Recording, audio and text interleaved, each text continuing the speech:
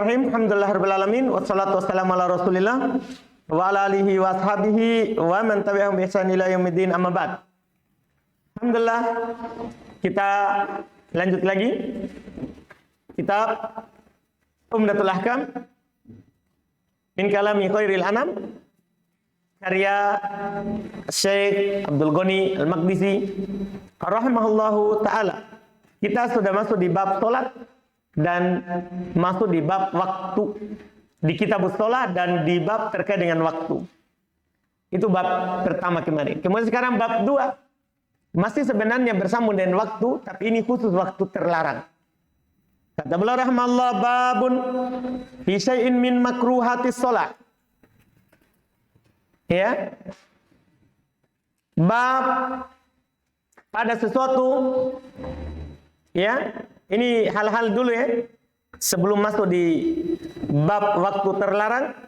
Tapi ada, ini juga sebenarnya masuk di waktu terlarang. Maksudnya yang walaupun masuk sholat, tapi dibenci sholat padanya saat itu. Bab pada sesuatu yang dibenci di dalam sholat. Ya, dibenci itu menurut ahli usul, dia adalah apa yang diberi pahala orang meninggalkannya dan tidak diiqab bagi orang yang melakukannya. Ini kalau dibilang apa? Makruh. Ini adalah makruh. Yaitu kalau kita berbicara tentang sholat, berarti nanti dia hal yang tidak membatalkan sholat, tapi akan mencacati sholat. Ini yang akan disebutkan. Dia adalah hal-hal yang tidak membatalkan sholat karena disebut oleh apa? Oleh penulis dengan apa? Berkata makruh. Tidak membatalkan sholat, tapi dia akan mengurangi hal-hal yang dilakukan di dalam sholat. Dan bisa sampai mengantarkan kepada yang membatalkan. Kalau perkara yang makruh ini membuat kita lalai dari yang wajib atau bahkan dari yang rukun.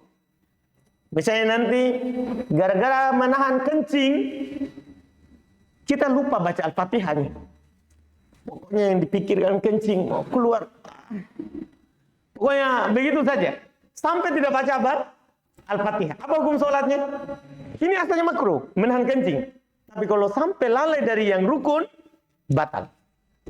Jadi tabir awalnya namanya makruh, tidak membatalkan, tapi mencacati.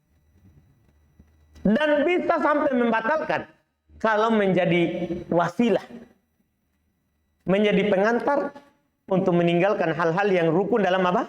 Sholat. Ini yang perlu diperhatikan. Beliau sampaikan di sini beberapa hadis. Pertama, an Aisyah radhiyallahu taala anha, anin Nabi sallallahu alaihi wasallam qala idza uqimatis shalah wa hadarul asya, di fathah ainnya, bukan di kasroh. Wa hadarul asya fabada'u bil asya. Ya, al asya itu makan malam. Makan malam. Karena makanan itu ada 3. Makan pagi namanya apa? Al-fatur. Makan siang al-goda. Makan malam al-asya. Dan di sini tidak harus makan malam. Ini namanya isyarat untuk makan makanan yang lain. Dipahami nih? Maksudnya jangan sampai, oh kalau makan sholat zuhur tidak masuk. Tidak. Ini disebutkan makan malam, bukan berarti nanti kalau makan zuhur tidak masuk. Paham kan? Masuk juga. Ini cuma disebutkan satu sebagai contoh. Karena syariat itu tidak menyebutkan semuanya. Ini juga antum perlu perhatikan. Tidak menyebutkan satu persatu semuanya. Tapi disebutkan jenisnya, yang mana masuk dalam jenis ini semua. Ini juga harus antum pahami. Karena kata Syekh Ibnu Utsaimin, kalau semuanya dirinci, Al-Quran tebalnya bagaimana? Sekarang saja setebal ini, antum tidak baca semuanya. Kan begitu? Paham kan? Makanya dalam Al-Quran hanya disebutkan kaidah-kaidah umum. Antum bisa pahami ini? Ya, ini yang harus antum pahami. Karena di sana ada orang bilang, ya, kalau rokok haram, kenapa tidak ada di Quran disebutkan? Jadi dia mau dia sebutkan rokok haram begitu. Maunya begitu.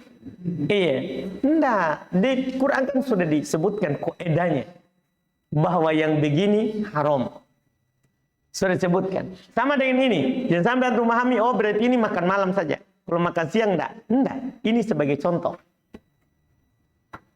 Dari Aisyah radhiyallahu taala anha kata beliau, Nabi SAW bersabda, "Idza uqimatis shalah," apabila salat diiqamat. Sudah dilafaz. Allahu akbar, diqamat, salat. Sudah adzan terus qomat. Iya. Wa hadarul asya, sementara makan malam sudah hadir, sudah dihidangkan. Fabada'u bil asya. Maka mulailah dengan makan malam. Jadi kalau qomat, ya makan dulu. Kalau sudah dihidangkan, adapun masih dimasak, baru mau beli Indominya, mulai dulu dengan sholat. Anda paham ini kan? Ini kalau hadarul asya, makanannya sudah apa? Sudah hadir, siap dimakan. Maka mulailah dengan makanan. Para ulama mengambil dengan dalil hadis ini, apa hukum sholatnya kalau makanan sudah dihidangkan tapi dia pergi sholat? Tak. Anda bisa paham ini kan? Bisa kan? Kenapa? Karena hukumnya makruh sholat saat makanan sudah dihidangkan. Antum bisa paham ini? Ini sisi pendalilannya. Tidak haram untuk sholat. Tidak haram untuk sholat. Cuman yang paling utamanya adalah kita memulai dengan apa? Makan. Mulai dengan makan. Ini Masya Allah. Tapi tidak batal sholatnya. Tidak batal sholat. Kecuali itu tadi yang menjadi wasilah. Sholat. Allahu Akbar. Tapi antum sudah telan-telan air liur. Itu terus. Pikirkan raca mangganya. Tahu raca mangga? Apa ya? Itu mangga yang di gini. Nah, kan biasanya keluar terus air liur itu. Mangga yang di apa? Apa namanya itu? Kalau orang Makassar raca mangga. Bukan rujak. Beda rujak, beda raca mangga. Itu mangga yang kecil-kecil. Berdianu dengan lombok, ada juga bawangnya. Pokoknya raca mangga lah. Anda bisa paham ini? Nanti dibawakan patrinya supaya mereka kenal. Raca mangga. Inilah dibilang raca mangga. Iya. Belikan dulu satu bungkus saja toh. Hah? Pohonnya. Fotonya. Supaya dia coba. Iya. Baiklah. Jadi dia gara-gara pikirkan makanan, telan ludah terus. Akhirnya tidak baca Al-Fatihah. Anda paham ini? Iya. Dia ruku, dia sujud. Tapi tidak ada yang dia baca dari sujud, dari ruku. Karena pikirkan apa? Makanan akhirnya dihabisi sama Wahyudin itu. Iya, paham kan? Itu yang dipikirkan. Ini iya, bisa membatalkan apa? Sholat. Tapi kalau tidak ada seperti itu, nah, antum tetap tenang sholat. Setelah makan langsung meluncur, makan, setelah sholat langsung makan, tidak ada masalah. Tidak ada masalah, cuman makruh. Cuman kalau bilang wali muslimin, wali muslim dalam riwayat Imam Muslim, an Aisyah radhiyallahu taala anha, dari Aisyah radhiyallahu taala anha, beliau berkata, sami'tu Rasulullah sallallahu alaihi wasallam yaqul, saya mendengar Rasulullah sallallahu alaihi wasallam bersabda, la sholata bihadrati ta'am.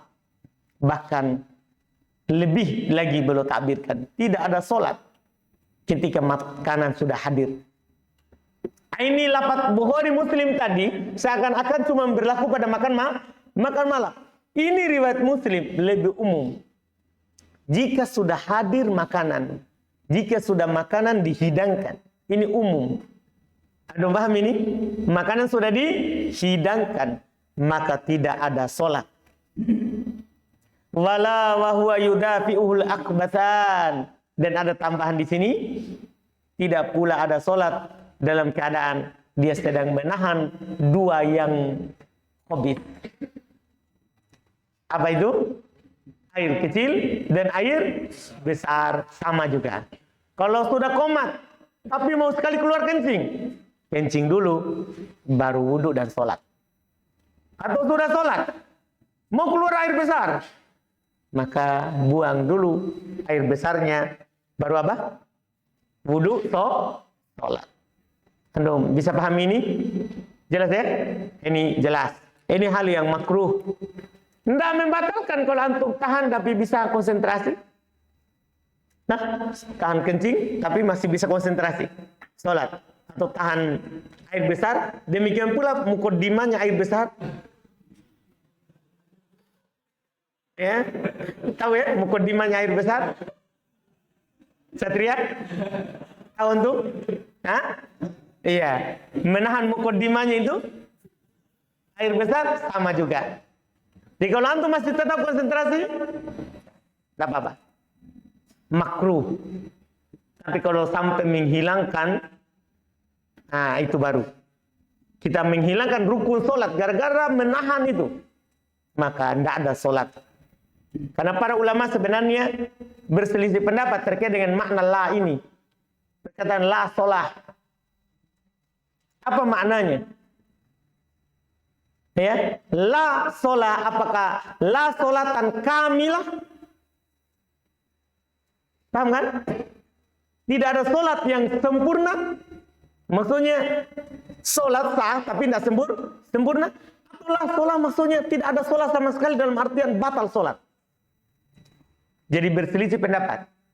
Nah, maka arahannya seperti anak katakan tadi. Kalau sampai dia menahan ini, sampai dia tidak konsentrasi terkait dengan rukun-rukun sholat, tidak ada sholat. Jadi kalau tetap, paham kan? Bisa konsentrasi, maka tidak ada sholat yang sempurna. Karena dia melakukan hal yang makruh. Paham ya? Iya, ini walaupun di sana juga ada ulama yang mentakwilkan, yang memanakan makna yang kedua tadi, tidak ada sholat yang sah. Ada yang berpendapat seperti itu karena di sini tidak ada dibilang tidak ada sholat yang sempurna dalam artian makna kurang pahalanya, tidak ada. Di sini langsung bilang la sholat bi hadratit ta'am.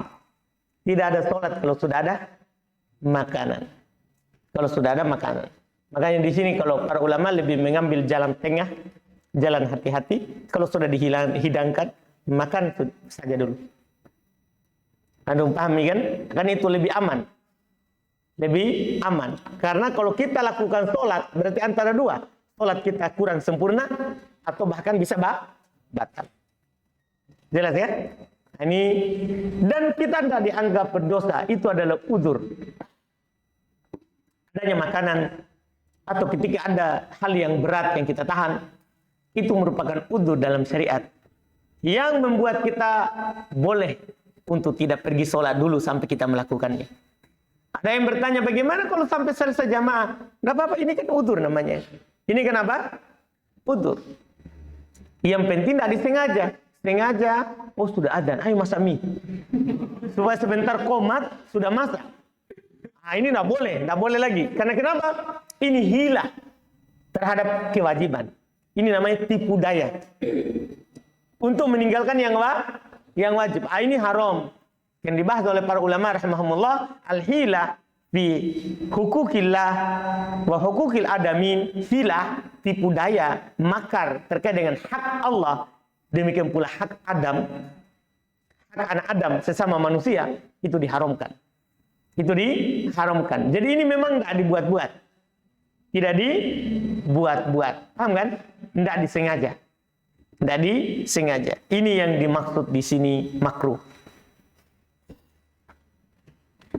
Ini terkait dengan hal yang makruh. Kemudian setelah itu kata beliau, bab auqatun nahi.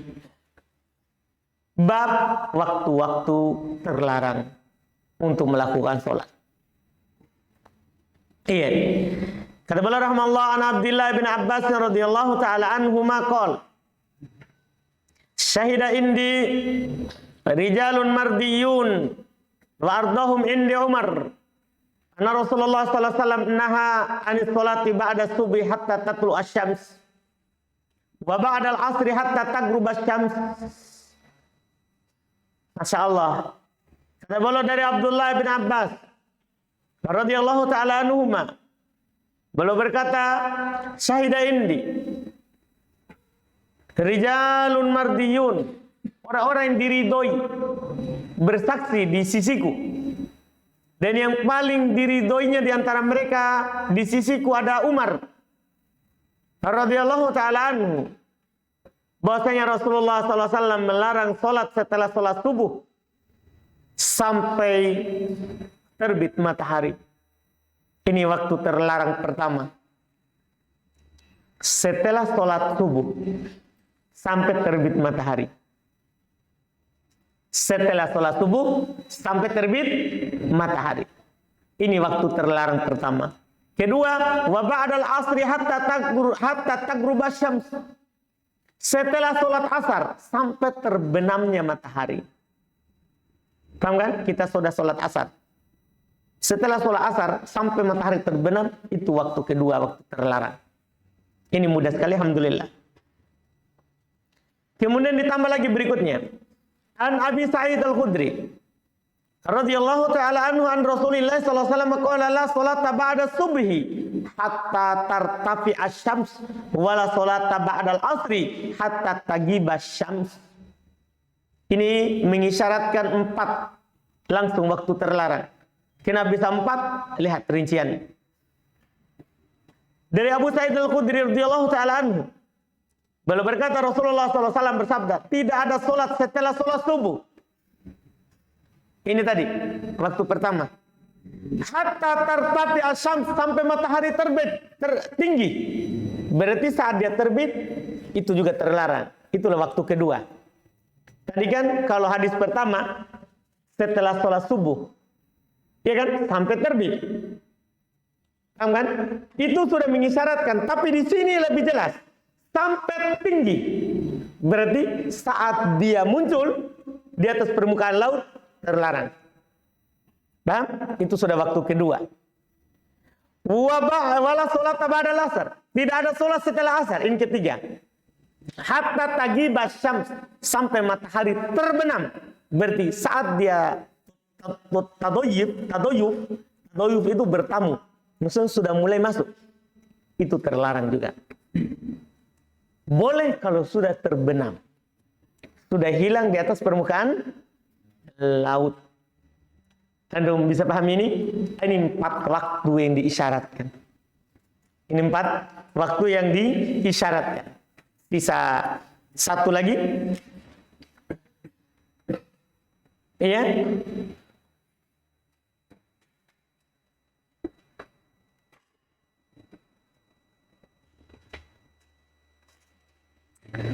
Sisa 1 waktu yang tidak disebutkan di hadis ini, tapi ada dalam riwayat yang lain. Ada dalam riwayat yang lain. Datang dalam riwayat Muslim saja, maka yang belum disebutkan. Dari sahabat Uqbah bin Amir radhiyallahu taala anhu. Kata beliau, "Salasu sa'atin nahana Rasulullah sallallahu alaihi wasallam an nusalliya fihin." Ada 3 waktu yang kami dilarang oleh Rasulullah sallallahu alaihi wasallam salat padanya. Wa anna kubura fihinna mautana, dan untuk menguburkan, maksudnya Rasulullah juga melarang untuk menguburkan orang meninggal di antara kami di waktu itu. Ihdaha, salah satunya yang disebutkan langsung diringkas, hina yakumu qaimat dhahirah. Ini yang menjadi poin kita waktu kelima.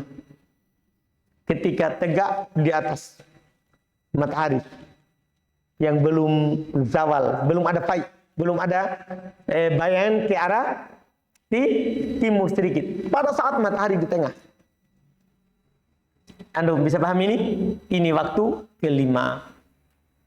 Tidak boleh orang sholat hina yakumu qaimud dhahirah, ketika tegak duhurnya, pas puncak matahari. Iya, pas puncak matahari. Iya.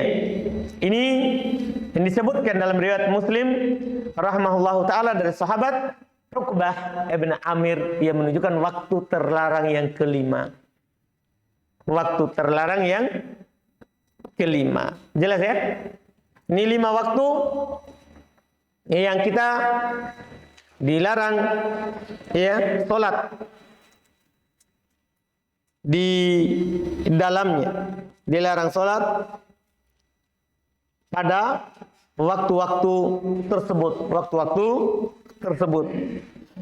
Berdasarkan hadis Nabi SAW yang kita sebutkan tadi, sebenarnya ini lapat-lapat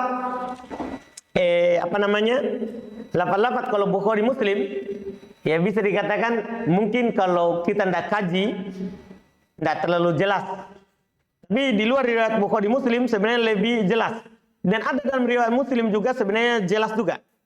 Nah, bacakan sama antum. Di sini ada anak ambil hadis riwayat Imam Muslim rahimahullahu taala, mungkin bisa antum lebih paham langsung terkait dengan waktu terlarang, yaitu dari Uqbah bin Amir dalam riwayat Muslim. Tadi kan cuma disebutkan saat matahari di atas.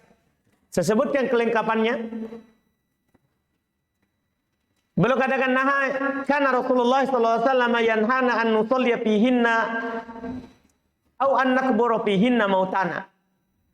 Adalah Nabi sallallahu alaihi wasallam melarang kami salat pada waktu-waktu ini dan menguburkan orang-orang meninggal di antara kami. Pertama beliau bilang, hina tatlu asy-syams, ketika matahari terbit. Kan di hadis Bukhari Muslim tadi kan setelah subuh. Terus adapun matahari terbit, saya ambil pemahaman dari hadis yang kedua. Anda paham ini? Sampai matahari naik. Riwayat Muslim lebih jelas terkait dengan terbitnya apa? Matahari. Memang lafaznya langsung bilang hina tatlu asy-syams, ketika matahari terbit, dilarang. Berarti sudah setelah subuh, kemudian ketika matahari apa? Terbit. Pertama. Yang kedua, hatta tartafi'a, sampai dia meninggi. Yang kedua, wahina yakumu qa'imud dhahirah, ini tadi ketika matahari pas di atas kepala kita, tidak ada bayangan ke kiri ke kanan, tidak ada. Hatta tamila syams, sampai mataharinya condong ke arah mana? Ke arah mana? Mataharinya ke arah barat. Kan bayangannya yang ke timur. Paham kan? Sampai di situ, sampai ke condong. Ya, wahina tadayyafa syamsu lil ghurub hatta tagruba, ketika matahari, ini waktu ketiga, hampir terbenam. Berarti kan tadi yang Bukhari Muslim kan setelah asar. Di sini ketika matahari terbenam, saat hampir terbenam. Karena masih dibilang di sini tadayyaf, ketika dia bertamu, hampir terbenam, hingga terbenam seluruh bulatannya. Antum bisa paham ini? Ini riwayat siapa? Imam Al-Bukhari. Belum tidak sebutkan Imam Muslim. Kenapa tidak sebutkan? Pertama, karena boleh hanya sebutkan riwayat Bukhari Muslim. Kan begitu kan? Yang kedua, kadang kan belum bilang wali Muslim. Ya kan? Wali Bukhari, kenapa tidak dikasih begitu saja di sini? Karena beda sahabat. Yang dikatakan seperti itu tuh, kalau sama sahabatnya, tapi ada tambahan dalam Bukhari atau ada tambahan dalam Muslim. Ini beda sahabat. Tadi kan sahabatnya siapa? Yang terkait dengan waktu terlarang. Pertama Abdullah bin Abbas. Kalau yang kedua Abu Sa'id Al-Khudri. Kalau Aisyah terkait dengan makanan dan menahan air besar ke air kecil. Ini waktu terlarang, kan dua sahabat. Hadis pertama terkait dengan Abu Sa'id Al-Khudri. Hadis pertama Abdullah bin Abbas. Hadis kedua siapa? Abu Sa'id Al-Khudri. Dua-duanya Bukhari Muslim. Kemudian ada rincian, lebih rinci, lebih jelas lagi, tapi dari sahabat yang lain. Iya kan? Dari Uqbah bin Amir. Terus rinciannya itu hanya riwayat Imam Muslim. Kalau seandainya sama sahabat, beliau biasanya langsung bilang wali muslimin, maksudnya masih sahabat yang sama, tapi dalam riwayat Imam Muslim. Jelas ya? Kenapa belum tidak masukkan? Ini wallahu alam ya, terkait dengan waktu terlarang. Selesai? Alhamdulillah, kita cukupkan dulu Karena setelah itu beliau akan masuk di bab qada al-fawaid. Yang mengkodok sholat-sholat yang luput. Mengkodok sholat-sholat yang luput. Ini belum datang cara sholat ya. Cuma karena pembahasan tentang waktu, berarti diselesaikan dulu semua terkait dengan waktu. Masuk waktu syaratnya. Bagaimana kalau ada hal-hal yang membuat terganggu dalam sholat? Paham kan? Kemudian dari waktu itu ada waktu terlarang. Nanti bagaimana kalau luput waktunya? Nah, ini urutannya. Ada masalah qada al-fawaid, mengkodok sholat-sholat yang lu. Insya Allah kita ambil besok insya Allah.